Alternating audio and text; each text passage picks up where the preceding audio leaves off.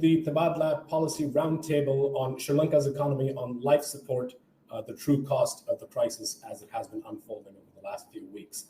My name is Zishan Salahuddin, and I serve as the Director for the Regional and Global Connectivity, for the Center for Regional Global Connectivity at Tabadlab. Since independence, this is the first time that Sri Lanka has defaulted on its sovereign debt, with the trade deficit sort of widening and foreign forex reserves dwindling. The brunt of this catastrophic economic event has been borne by the average Sri Lankan citizen. In particular, as we found out through the COVID-19 pandemic, the first people to be affected are daily wagers as well as the lowest socioeconomic strata. We have a very diverse panel with us here today to discuss the situation.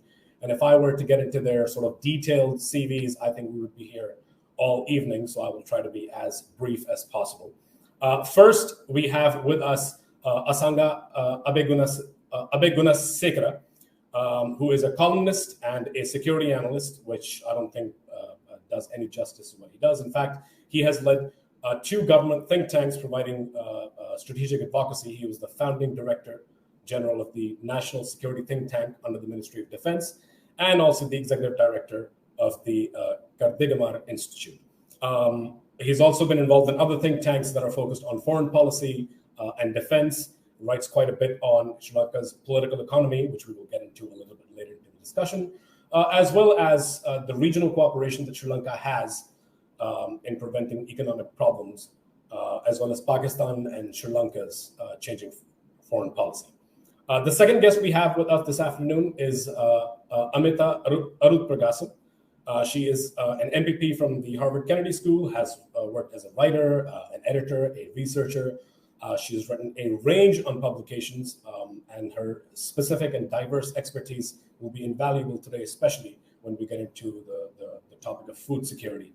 But she's also, of course, written on nation debt, economic mismanagement, governance issues, all of which are sort of at the intersection of the conversation that we're going to have today. And from what I understand, Amita, you're very prolific on Twitter. It's a very incisive analysis on the unfolding situation. In fact, that is part of the reason that we were able to identify you and reach out to you. And finally, we have Samantha Custer with us, who is the Director of Policy Analysis at AidData.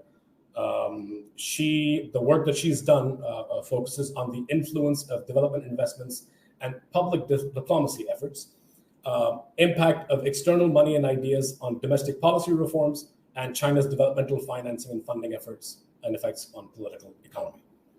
So, keeping all of that in mind, I just wanted to first get through a little bit about the structure of how we're going to shape the conversation today. I want to first speak about how did we get here, the key causes, and which of those remain. The bulk of the conversation will center around the human cost and the ensuing humanitarian crisis that has emerged from this. Any economic crisis, first and foremost, is always a humanitarian crisis. Then what can the global community learn from everything that has happened in Sri Lanka over the last few weeks? And if international development financing sort of needs to revisit some of its mechanisms, some of the ways in which it approaches things, as well as debt structure. And finally, related to all of this is a little bit of a conversation on the path forward. So first, how did we get here? Some of the reasons, I think we'll start with Asanga, if that's okay with you. Regarding international financing, foreign reserves, debt servicing, the vast amounts of money that has been borrowed, especially over the last few years. Sri Lanka has sought the IMF bailout 16 times in the past, and it's now extremely likely that they're going to go for a 17th, though being a sovereign defaulter now, this would come with heavy penalties and stringent conditions. So perhaps you can tell us a little bit about how all of that unfolded at the intersection of, especially given your security background, speak a little bit about the effects that the economy went through because of a range of incidents that happened, starting with the Easter bombings in 2019, immediately followed, of course, by the devastating COVID-19 pandemic. Asanga, over to you.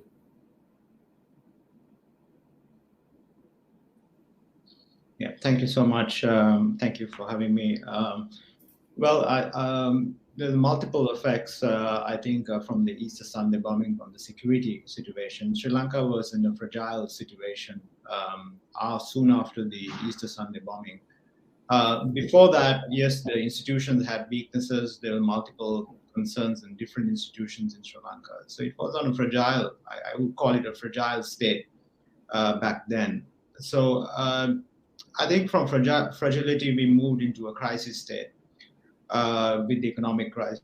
There was, I basically identify the inward policy prescription, the ultra-nationalist policy prescription, which I have clearly mentioned in one of my researches, which I did in 2021. That was to the USA. Basically, about 70 Sri Lankans were interviewed back in 2021. So a clear indication was the ultra-nationalist policy prescription, which kept away from welcoming, more prudent as well as measures, more sensible measures. So I would call there were many experts who saw the liquidity issue in Sri Lanka, how the foreign reserves were dropping, the insolvency issue, even the Sri Lankan experts, external experts as well as Sri Lankan experts. One expert is Anushka Vijayasinghe, who mentioned clearly. External expert, I could, Dr. Rasin Zali, Ricardo Hausman. So most of them have spoken about this crisis. It's coming from the tax cuts. Basically, having half of the tax cuts immediately after Gotabaya Rajapaksa came to power, and also the enormous amounts of borrowings with high interest rates, which some of the projects which China is also. I find it that China is a problem in this, but is not the only issue, but it is a significant issue because a lot of borrowings, 6.5% of interest rates, none of these projects manage to sort of have returns. So the inward policy prescription, such as from the fertilizer issue, how we overnight tried to switch to fertilizer, which became an agricultural issue. We had to pay for a rejected Chinese fertilizer 24 hours before Wangi came to Sri Lanka. So there are multiple effects, and the inward policy prescription, which they kept away and labeling certain projects, very important projects, such as the grant projects, such as from the Millennium Challenge Corporation, calling it a national security threat. So I think all of that, the prescription of the inward looking prescription was the main concern, I would say, for the entire economic crisis to trigger. And right now is in a serious crisis because of the police shooting in Rabukana. And if this continues, I would say, we are getting into an anarchic state. So where they won't have any, there's political instability. The second round of ministers been appointed. Protesters are rejecting this. So we are getting there.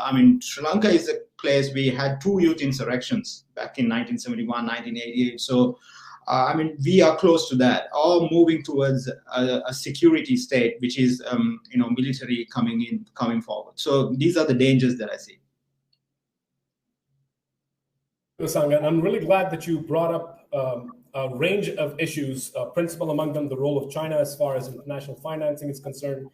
You spoke about the ban on fertilizer that was, I believe, originally designed to sort of save forex reserves from continuing to dwindle, as well as the security state issue that is coming up. I'll pivot a little bit towards Samantha now because, Asanga, as you brought up China, the role of international financing in all this. China owns 10% of the international debt that Sri Lanka owes. Japan actually owes more than that. ADB owes 13%, and market borrowings currently stand at 47%.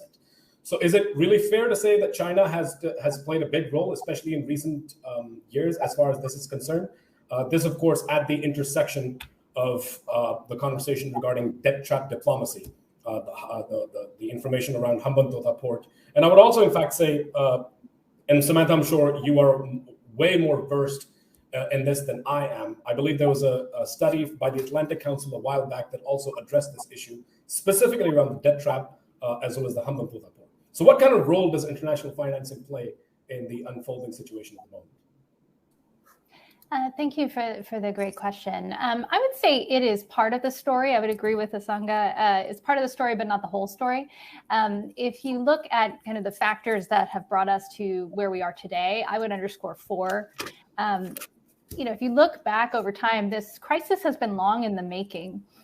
Sri Lanka has had a chronic and steadily increasing budget deficit since the mid-2000s.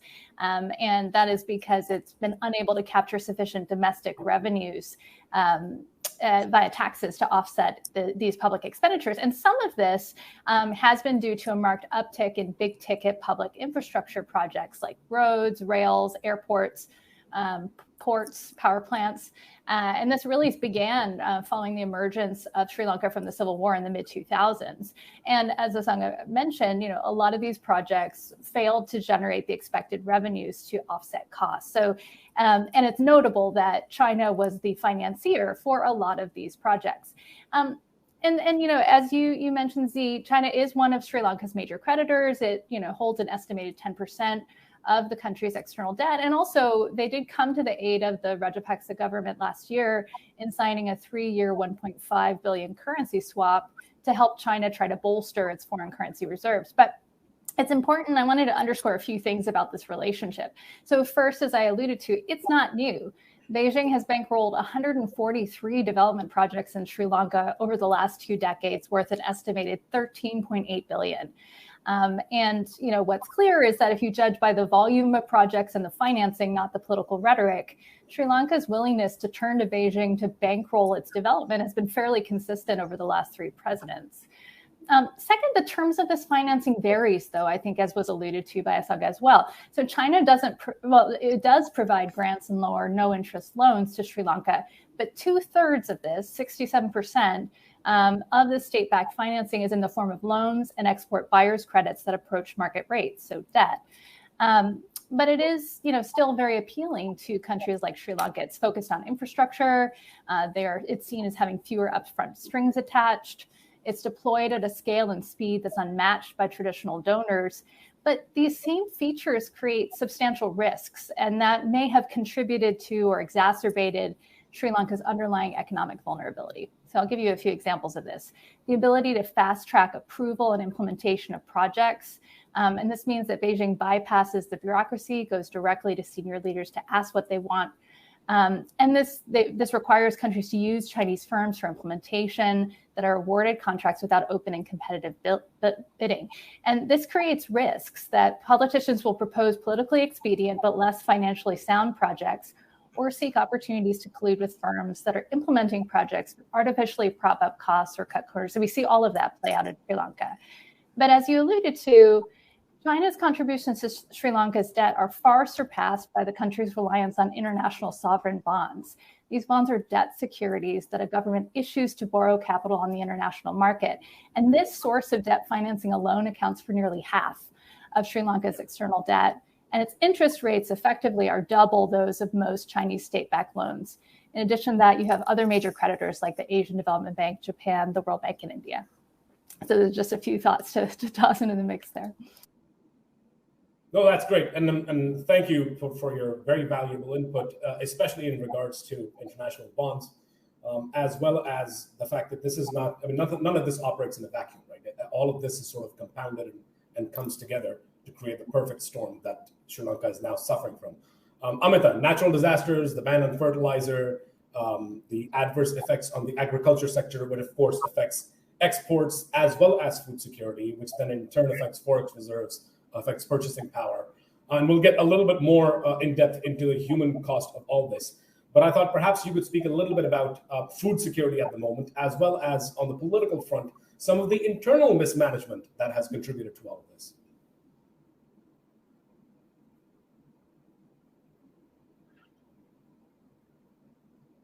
Amita, I don't think we can hear you. Is your mic on? Can you hear me now? Perfect. Okay, great. So thank you for having me on this panel. And, Asanga and Samantha have already pointed out to many different factors that have led to this economic crisis that we're seeing today that's developed into, more or less a humanitarian crisis. In terms of food security and food costs, really, in Sri Lanka, we see now Year-on-year inflation is around 17%, and our food inflation is a larger percentage, so about 25%.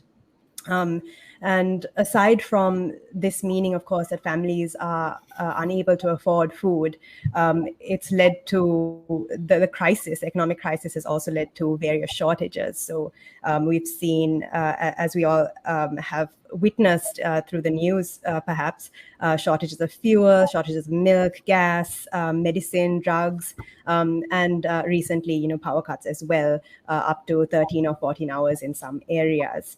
The causes, as our other two panelists have also alluded to, are quite complicated. I would think of them as certain global causes and certain domestic causes. So globally, Sri Lanka doesn't exist in a vacuum, of course. Globally, we've seen a rise in commodity prices. Oil, gas prices have increased. We've had the pandemic, and with that, a drop in tourist arrivals, but also economic slowdowns as lockdowns have been imposed. And we've also seen global interest rates rising. So in 2007 and 8, after the global financial crisis, there was a global liquidity glut, and China was growing as well. So there were a lot of Chinese capital surpluses, and borrowing for countries in emerging countries was actually quite easy. We in Sri Lanka were able to borrow, and under President Mahinda Rajapaksa, we did borrow for the first time in financial markets. And over the years, of course, our borrowings on financial markets have only increased. But around 2013, we also saw global interest rates increasing, and that has impacted Sri Lanka's ability to refinance some of her loans. Now, Sri Lanka doesn't make enough revenue, and this is going back to our failures in domestic economic policy. We don't make enough revenue to meet our debt obligations. So our debt to GDP ratio is around 120%, but currently our government revenue is so low that we use about 2/3 of our revenue to make, or at least in 2021, we used about 2/3 of our government revenue just to service the interests on our debt obligations. So our debt was clearly very unsustainable. And to go back to some of the domestic factors, you see that our debt is unsustainable because of several structural weaknesses in Sri Lanka's economy. I think Asanga already mentioned some of this, but we have a very low tax to GDP ratio. We've had historical problems with collecting revenue and a long-term decline in revenue collection. We have corruption, which we haven't put in the right institutional checks and balances to manage. We are actually ranked about 102, I think, of 180 countries on the corruptions perception index, and we haven't, really improved our standing in over a decade. We have high barriers to trade and inefficient public expenditure. So not only do we, and I'm not saying that we spend too much. Or our public expenditure is too high. What I'm saying is that within the way we allocate our public expenditure, there are lots of inefficiencies. We also have had weak export performance, and coupled with this, in 2019, when Gotabaya Rajapaksa came into power, there were a lot of policies that were put into place that actually exacerbated some of these structural weaknesses in our economy. We've mentioned tax cuts. We've had the chemical fertilizer ban, which was devastating to our agricultural outputs. We've had ongoing corruption and, a political culture of denialism, really, where we are just not taking accountability for some of our policy failures and policy decision-making. So there's been a lot of factors, global, domestic, and most recently, I would say, a change in economic policy that clearly made our crisis worse. Thank you, Amita. And I would actually say the inability for political leadership to take responsibility and engage in accountability is very much a regional problem, if not a global issue at this particular point in time. I want to pivot back a little bit to Asanga, because as we get deeper into the humanitarian crisis part of the conversation, one aspect of it, of course, is food security and being able to actually purchase essential items, which include everything from fuel to Pampers for babies to whatever else there may be. And the cost increases that we're hearing of, bread increasing by 100%, the rupee being devalued by 35%, rice has gone from 80 rupees to 500 rupees, milk has gone from 60 to 250. So just basic essential commodities are difficult to figure out.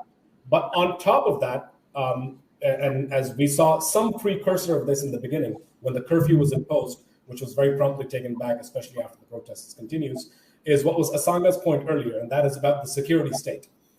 So both to you, Amita, and Asanga, the question about how the situation on the ground currently looks like, because the social media blackout, of course, is also not particularly helping.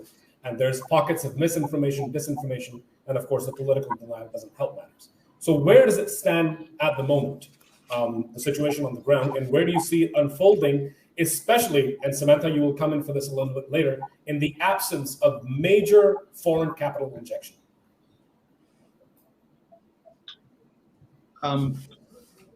May I see? Please. Yeah. I think I can agree with both the other panelists, Samantha and Amita, clearly on what they have mentioned on the debt sustainability, as well as, if I may add to what Samantha has mentioned earlier, which is a very important point on the Chinese perspective and the Chinese, projects in Sri Lanka. What Brahmachalani basically coined the debt trap back in 2019 when he, from his work, it has a sort of it doesn't capture the strategic depth of the Chinese projects. It has a quantitative mechanism of looking at the volumes only. So there are three factors that is not captured in the debt trap, which is the political, the influence that China brings in for Rajapaksa political party, the human rights perspective, such as the Rajapaksa's political party supporting Xinjiang, as well as the military and the surveillance dimension. These are three areas. So I just want to add that to Samantha's comments. What's going on right now is a serious situation. There is no political consensus. That's the biggest problem that I see. When there is no consensus, when there is, now, president is trying to stabilize the situation while the protesters are rejecting every time they put up, the minister of so-and-so, and this is the new minister, and we have 17 new ministers. There is rejection coming from the protesters as well as the public. You can see from the social media.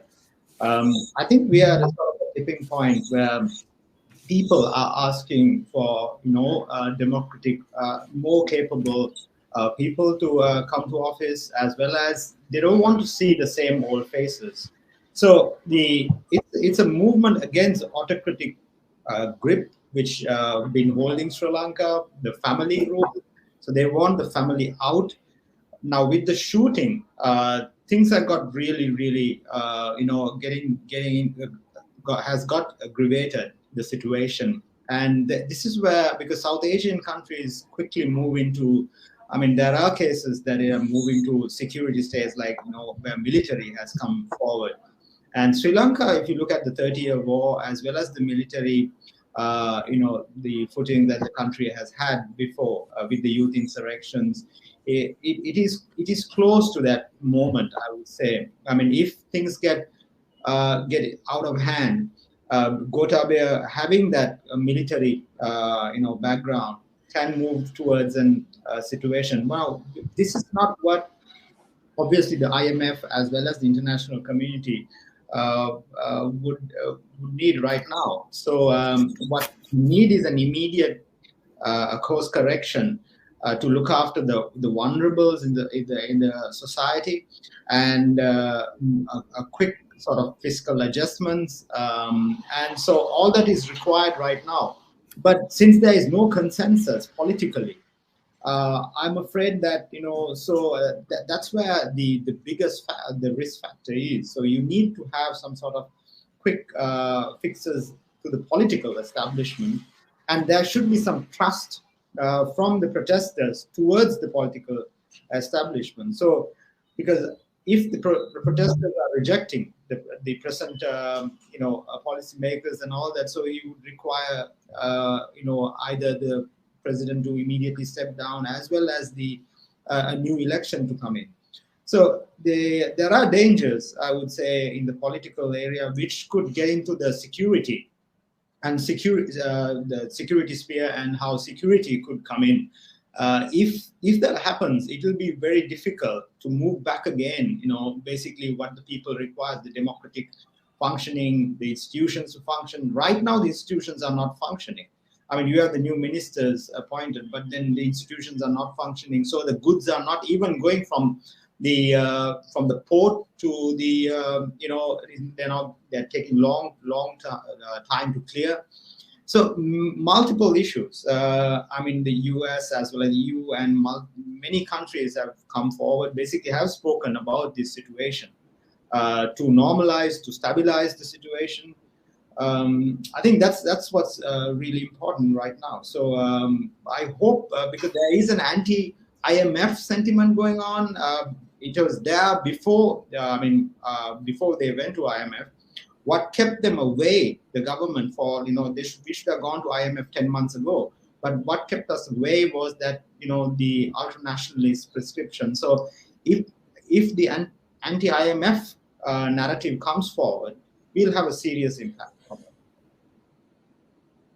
Thank you, Asanga. And Amita, the same question to you. And I would also add to the conversation that we're having so far.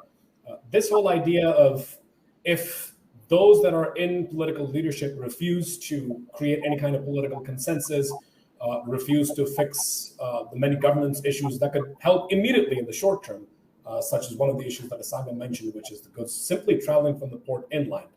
And the inability to basically take responsibility and step down. What options does the public really have, or Sri Lankans really have, outside of protestations?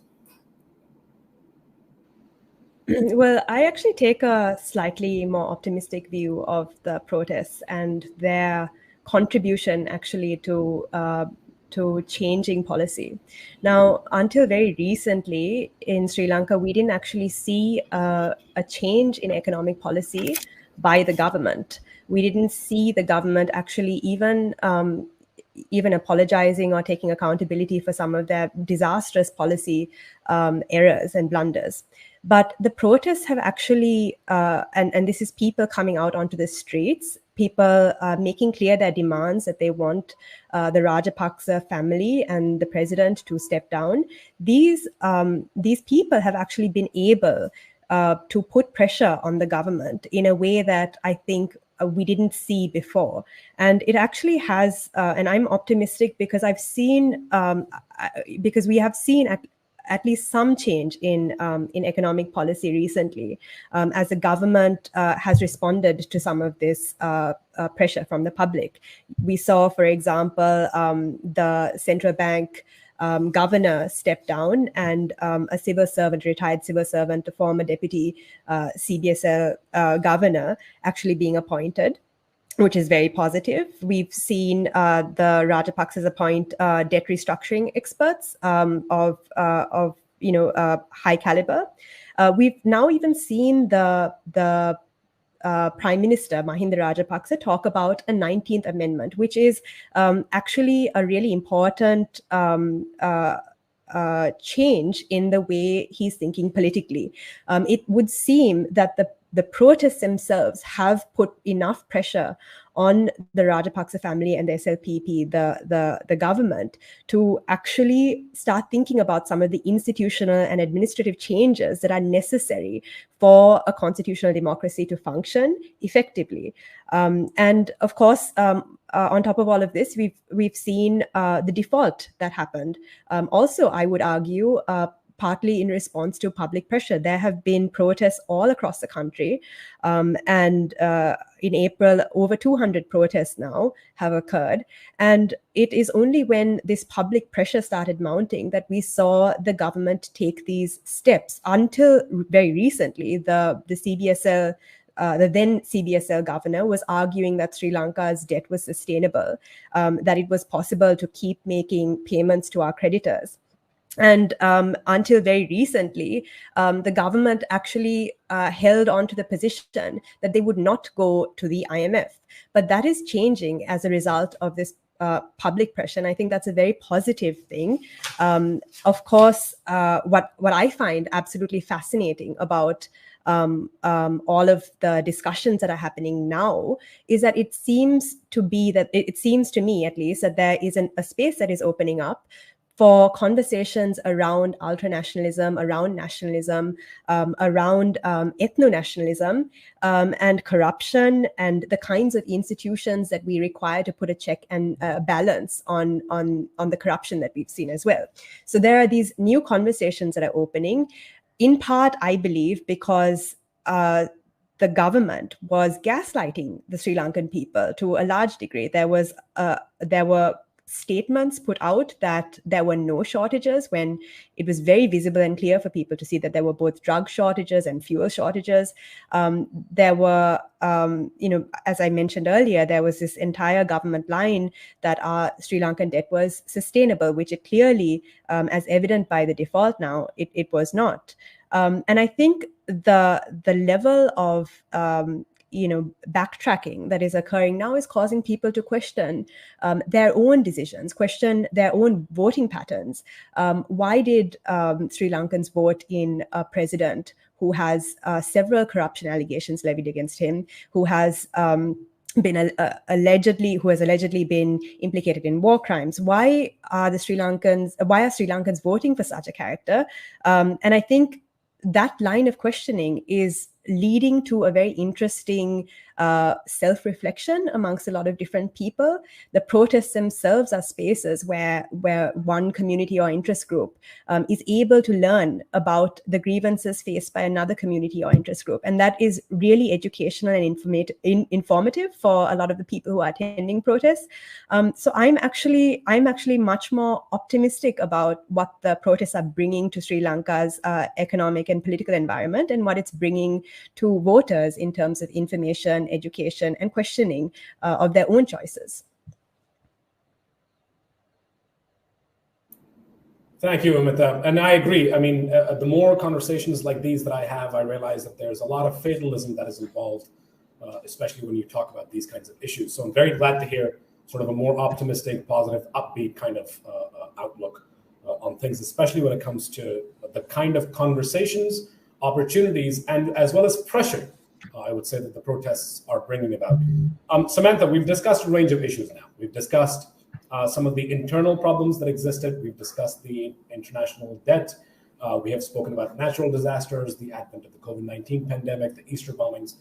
All of that has contributed towards the situation in Sri Lanka. But then does that mean that there's a sort of a collective responsibility? Of course, a lot of things need to be fixed internally, both from a governance standpoint as well as a change in regime. But should there be some emphasis or responsibility placed on the international community, especially those nations that own some of or a large quantity of the debt that Sri Lanka owns internationally, to step in at this particular stage in time? There was some conversation about India or China potentially stepping in with a small injection of about $1 billion. But most economists believe that is only going to prolong the crisis. It's not actually going to help in the medium to long term. So what kind of responsibility does the international community have at this stage in time? Yeah, thanks for the great question. I mean, I think that it's first important to say what would happen without international intervention. And, when we think about the fact that I very much agree with what Amita's analysis was, like, I think that now you see Sri Lankan politicians really, recognizing that what they had been saying about sustainable debt was, wishful thinking, not reality. And I think, the decision to default on those external debts creates some breathing room in the short term to ease the fallout. But I do think it creates pressure, other pressure or constraints. So, without international action, what will happen is that it will become more and more expensive for Sri Lanka to access foreign capital in future. And that will be difficult, whether you're talking about the open market or you're talking about bilateral or multilateral donors that don't want to see their funding immediately going to repay old debts. And so, in light of that, what are some of the possible scenarios for the future? I think any sort of international response needs to think about mitigating the fallout in the short term, but then planning for the medium term to put Sri Lanka on a path towards sustainability so you don't see this chronic cycle happening over and over again. So in the short term, I think three things that should be on the table. So the first is emergency response. So donations of food, fuel, medicines, other goods to protect vulnerable households. That these external shocks can really be the impetus to shift households from marginal to absolute poverty overnight. Secondly, I think there's been some talk about credit lines, so access to generous financing on low or no interest terms to purchase imported essential goods as well as productive goods to restabilize the economy. A good example of this might be fertilizers to boost those agricultural yields again. The third area in the short term is also something that has been playing out in the news, debt relief. So looking at restructuring, rescheduling of debt instruments to ease repayments. So this could be longer grace and maturity periods, lower interest rates, higher concessionality. These require conversations both with market-based lenders as well as sovereign lenders like China, India, and the like. But if you do all of those things and you don't do anything else, it's not going to break a vicious cycle that I think all three of the panelists here have emphasized, that you have this cycle of overborrowing to compensate for insufficient revenues. You see renegotiation of terms, borrowing from elsewhere to repay those debts, and then repeating it all over again. A case in point, you mentioned China. So China has actually allowed Sri Lanka to renegotiate and refinance some of its debt burden several times, at least 3 times, 2016, 2018, 2019. Before this moratorium announcement on the debt default, Sri Lanka reached out again to China in an effort to renegotiate and restructure its debt. So I don't see a path to that breaking if we only focus on the short term. So in terms of medium to long term, I think that we should be thinking about the negotiations with the IMF as an opportunity to do a rethink. So this requires working with the Sri Lankan government to revisit domestic resource mobilization. How do you increase taxes and fees to ensure that there are sufficient revenues coming in to offset debt? This may require curbing back of public expenditure programs or just looking on the revenue side.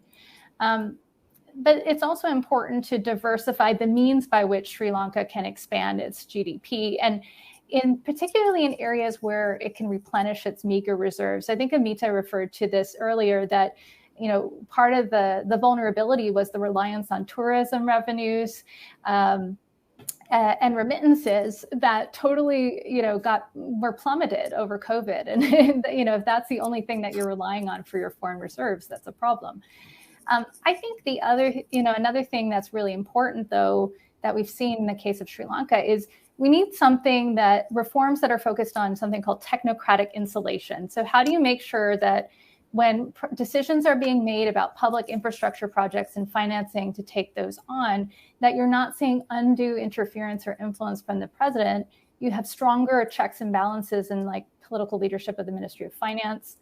And this might involve enhancing the capacity of those involved in those decisions to really think about the full life cycle costs of investments relative to revenues. And I think another important piece of this, of course, is to reduce the opacity of external contracts and require open and competitive bidding. That will ultimately reduce the risk that these costs are overly inflated through collusion between government officials and Chinese firms or other firms. So, important to say that none of these medium to long-term issues necessarily address the crisis right now, and they shouldn't be a standalone, but I think you can't just be short-sighted with this, because we do see this playing out as a chronic cycle. Yeah, 100% agree, Samantha. And I think a critical issue here is that because the crisis is so urgent and it is so present and clear, that there might be not much beyond the short term in order to ensure that the forex reserves are not bleeding. The cycle that you spoke about, this whole idea of taking on debt to do additional debt servicing, and then that continuing on into the inability to collect additional taxes or to at least generate enough revenue through whatever means, in Sri Lanka specifically, exports of crops as well as tourism, foreign remittances, to be able to make up for that trade deficit. And it seems like from all the conversation that we've heard so far regarding moving towards a 17th IMF bailout potentially in the works, that cycle is going to now just repeat itself. I also wanted to address a little bit about, because you spoke about in the short term, the first thing that you spoke about was the emergency response.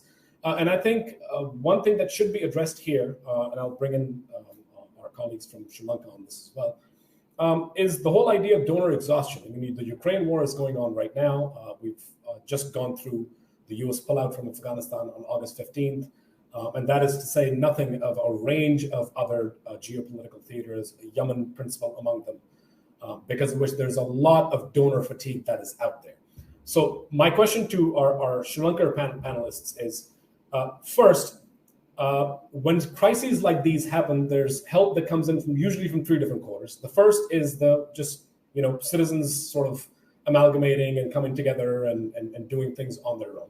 The second is any kind of government steps that are taken, which it seems at this point is not necessarily at the top of their priority list and certainly isn't where the service delivery needs to be. And the third is emergency help and response that comes in from the international community.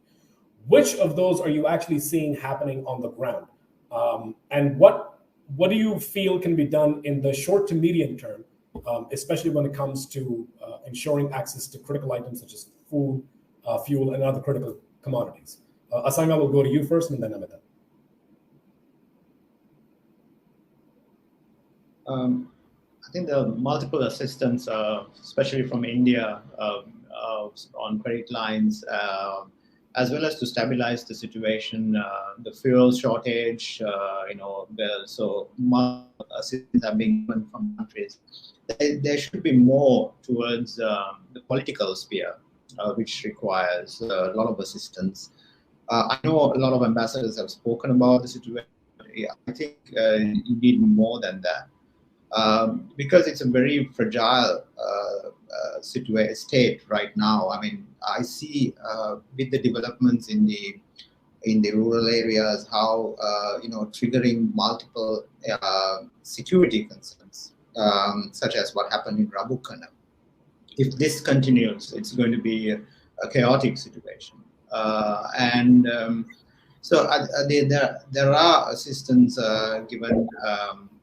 But again, like what Samantha mentioned, like China giving $1 billion to settle their own loans, I think one needs to be careful again. What are the interest rates and all that? So having some sort of objective measures, getting advice from IMF, and on the immediate fiscal measures is really important. There is recalibration going on, like what Amita mentioned, admitting what they have done is wrong, as well as the fertilizer issues, all that. But then the narrative, that anti-IMF narrative, which is there within the government, in these ultra-nationalists, the ministers, as well as the others who are talking about, is still there. But at least admitting is a good way, I would say, a way forward. Now today is the day of the bombing of the Easter Sunday anniversary, and at least admitting, I heard a few days ago, at least admitting that the information that was given from India was intelligence information, because and the Presidential Commission report mentioned they are just information, and which I strongly disagree. The multiple warnings were not just information, they were intelligence information. So there is some sort of recalibration, there is some hope that things are getting better with, having a better sort of a dimension. President himself admitting that there are mistakes that is done, so there's correction. So, but then, how do we bring this political consensus and international assistance, such as the European Union can assist on the how best we could stabilize the situation democratically. There are a lot of democratic backsliding which happened, like which Amita has clearly mentioned on the human rights issues, multiple concerns. There's a strong PTA, which is multiple arrests has been done. Corruption has been the biggest concern. I mean, right now I'm doing a project for ASPI, which is the Asian Society.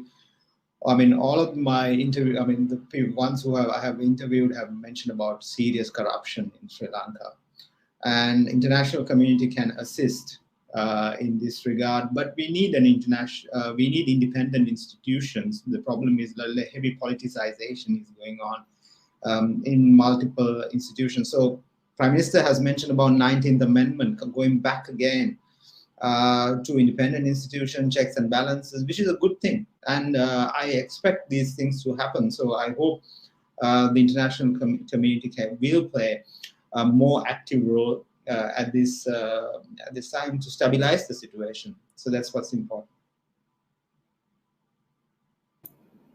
Amita?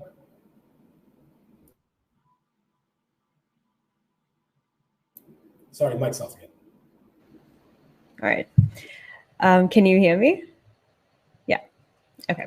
So I guess what we've been seeing on the ground is, yes, a lot of individuals have come out to provide donations of drugs, provide remittances to people in Sri Lanka who are suffering at the brunt of this economic crisis. We've also seen, as Asanga pointed out, food aid from India. We had the World Bank donating, providing drugs to Sri Lanka worth about $10 million. But you're right about this donor exhaustion, and you're right about the fact that, I alluded to the global factors that have contributed to Sri Lanka's economic crisis as well. And ultimately, I think it is important for this government and also future governments, the Sri Lankan people, to recognize that ultimately Sri Lanka is a sovereign nation, and we need to be prepared for external shocks. We need to be prepared for commodity prices rising, falling, global interest rates rising and falling.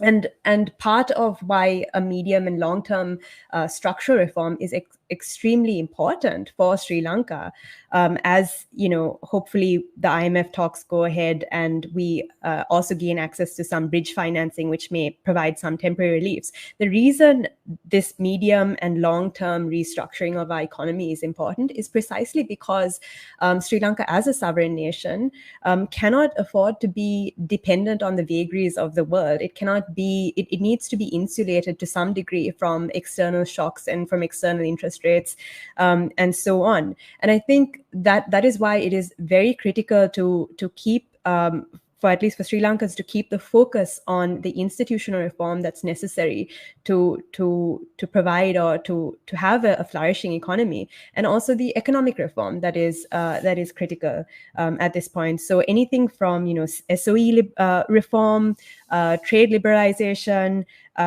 changing or reducing, more appropriately allocating public expenditure. All of these reforms need to now take place, increasing our female labor force participation, for example. So it's very important that dialogue continues, as well as reaching out to our friends in the international community to make sure that there is relief provided to the most vulnerable communities in Sri Lanka, who are daily wage earners, as you pointed out, I think, in the beginning of this panel discussion. These are individuals who need social transfers, who we need a better social welfare system, which actually targets these communities more effectively and provides assistance to them. But we cannot also take our minds off the long-term hard reforms that will be necessary to get Sri Lanka through this situation and to make her more resilient to external shock going forward. Great, thank you, Amita. And just one last question for all of the panelists. We've spoken quite a bit now within the humanitarian section about where do we go from here, whether that is capital injection coming in from sovereign states, a multilateral program, the international bond market at this point, given the situation is practically out of the question. So we've discussed, and Samantha has in great detail labeled out the short, medium, and long-term things that we need to do. But one of the last questions that I have is, what are some of the key lessons and elements moving forward when it comes to development financing, especially for the region? And I say this fully cognizant of the fact that I come from a country which had 5 weeks of forex reserves left just very recently amidst the political and constitutional crisis. Samantha, if you can take that one first. Sure, I'm happy to do that. And first, let me also jump in on this donor exhaustion question, which I think is useful and true. And I think it's helpful to separate out the political response and the technocratic response, because those are, I think, different. So I think the political response will probably put a premium on the short term. And so I think that you will see a greater likelihood for the international community, whether it's sovereign states or the private sector, civil society, to respond from the lens of humanitarian assistance. How do you ease the burden? And you do see that, in past crises. I think you'll see that in future crises. There's nothing like a crisis and an emergency to encourage people to engage. But I think that my concern there is that, does this just become the short-term fix? Because the attention span of political leaders will move to the next crisis very quickly. And so how do you ensure that longer term stays in view? And this is where the technocratic response is really critical. I think that the current crisis creates a policy window for change. But I think that it will be incumbent on Sri Lanka to send what a friend of mine calls costly signals. So Sri Lanka will need to regain the confidence of the international market and of its potential bilateral and multilateral lenders in future, that this is not going to repeat itself. And that's going to address, that's going to require addressing some of the things that the other panelists raised about combating corruption, for example, and boosting revenue. So I think if that is to happen, then I think you might see a technocratic response and a political response that's interested in helping alleviate some of those debts in the long term and do some bridge financing. If you don't see that, I think no one is interested in throwing money into a proverbial dark hole. I think in terms of lessons learned, I think we've talked about several of them in the conversation today. I think one of the root issues in my mind, particularly when it comes to public expenditures and borrowing capital from external sources, so whether this is borrowing from China or borrowing on the international market, there is a pretty dangerous tendency to overestimate the revenues from these projects. So, it can be ports. Okay, port revenues are going to be, we're going to get lots of money coming in. We can pay for those interest rates. It'll be fine. But there's a tendency to overinflate or be overly optimistic on the revenues coming in, and to underestimate the long-term costs of maintenance of these investments. And when you're dealing with big ticket infrastructure, those maintenance costs add up, and that can actually be quite crippling over time. So I think having a better, clear-eyed sense of cost-benefit calculations across the lifetime of projects is critical. I think the second lesson is the importance of competitive bidding to access different possible sources of financing and firms to implement big projects, because that is a safeguard to ensure that costs aren't artificially inflated and that you really are getting the best terms for the deal. And I think the third lesson is, how do you encourage the capacity of governments domestically, but also the responsibility of international actors outside of a country to work together to help ensure that governments can't easily borrow beyond what they can repay. And I think that this is a failure of both parties. We've talked about the fact that the domestic government took too many risks. There's no way that debt was sustainable, even though they were saying that it was up until recently. But at the same time, it takes two to tango. There were other financiers that were willing to step up to the table for various reasons, and they didn't help provide a check in the process. So I think that was a failure, and I think both sides need to take responsibility there. Absolutely. And now over to you, Asanga. It's Samantha's spoken quite a bit about this, and it neatly segues into Sri Lanka now being effectively test case and a clear warning to the perils of mounting sovereign debt, and perhaps the need to reevaluate how development financing works. Any last thoughts on that? Basically, I can add to what Samantha has mentioned. Sri Lanka, where it went wrong was not having a balanced foreign policy. So I think for the region, it's very important to understand the strategic trap, which I mentioned earlier, by China. So it's a clear case. Sri Lanka was a clear case for me, looking at the three dimensions I mentioned. So it's happening in Pakistan. It's happening in many other countries. Nepal, Bangladesh. I think many South Asian countries can learn a lesson from Sri Lankan situation right now. The first is that, understanding the external shocks. South Asia is a very vulnerable place. With the US exit from Afghanistan, as well as many other security challenges, not having a security architecture, regionally is a serious issue for South Asia. I've been speaking about it for some time. Cross-border, multiple security challenges are there. So destabilization issues are there. So Sri Lanka, a case is a good case that you could learn, and it's important to be with the rules-based international order. Basically with the looking at the human rights dimension, Sri Lanka has been rejecting. A few months ago at the UN Human Rights Council, it's a very clear signal with the government that we reject the whole. The recommendations. So that's not the way forward. So I think you need to bring in those values, the international norms and values. There is a tendency. There could be the pandemic. Risk taking, or leaders take a lot of risk. It happened in Pakistan. It happened in Sri Lanka. There could be, multiple effects from the pandemic, affecting the leaders as well as the civil society. So I think it's really, really important to understand these risk factors and navigate these shocks, which is, we are very vulnerable, these countries, because of the debt, the debt issues, because of the entanglements with the external powers, as well as the spheres of influences coming in to these countries. Nepal was a very good case, which they had so much of struggle to even pass the MCC. There are a lot of influences coming in from their borders. So I think a lot of countries can learn. So I think Sri Lanka is a very good case, and so I'll leave it there. Yep. I think the number of parallels that exist with everything that's happening on the ground, key lessons that can be learned, what needs to be done in the future, can pretty much unilaterally be applied to Pakistan.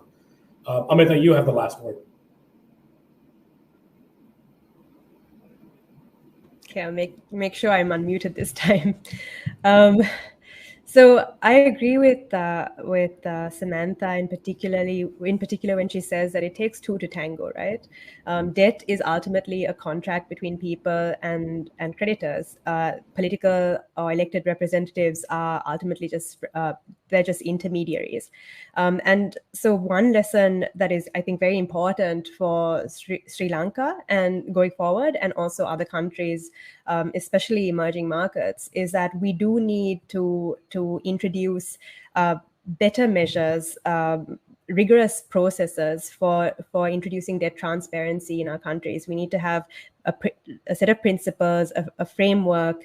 We need to know how much debt is too much debt, the kinds of composition of debt that we're willing to take. We need to have national consensus and dialogues about this kind of debt, because when one government takes on debt, will have to be repaid by another government, especially when it's used for large-scale infrastructure projects that have long lifespans.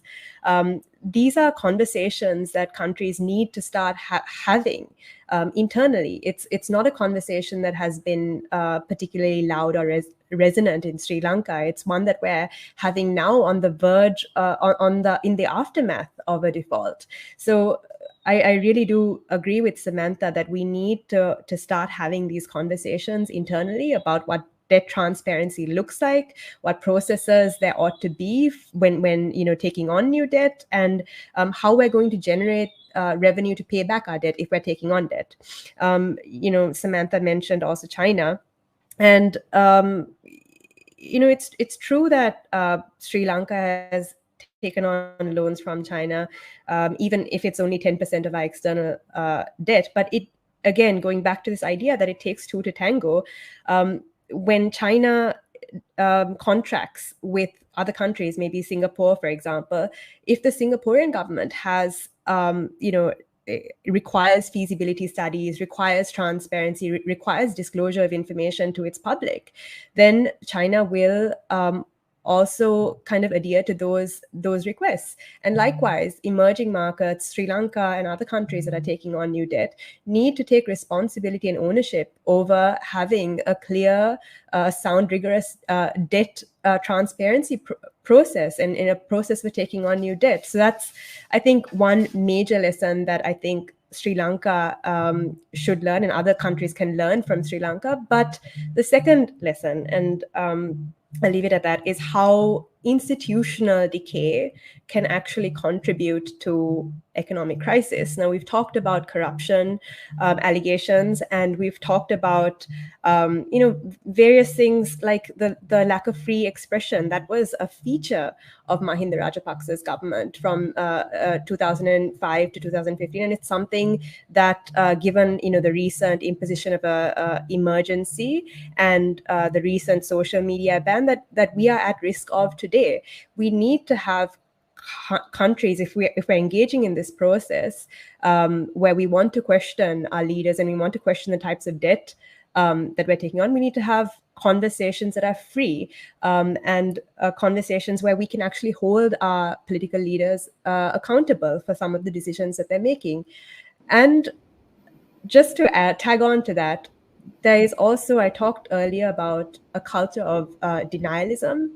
That goes hand in hand with a lack of accountability. And if in Sri Lanka we don't see accountability for bad policy decisions, which is right now what people are asking for, if we don't see that, there's absolutely no guarantee that this kind of thing will not happen again. So we do need to have institutions that allow us to not only check excessive powers, but also to hold people accountable for poor decision making. Thank you, Amita. And like you said, there's no guarantee of it not happening again. And on our side, there's no guarantee of it actually happening in the first place. A lot of factors have aligned over the last few years for this to come about. A lot obviously needs to be done. I'm very thankful to the three panelists, Asanga Abeyagoonasekera, Amita Arudpragasam, and Samantha Custer, for sparing their very valuable time with us today. And I hope that this Tabadlab Policy Roundtable is both informational and useful to policymakers, both in Sri Lanka and internationally, especially in South Asia and perhaps even Pakistan. Thank you very much for tuning in. Thank you once again to the panelists and to the attendees, and we will see you on the next one. Take care, and Khuda Hafiz.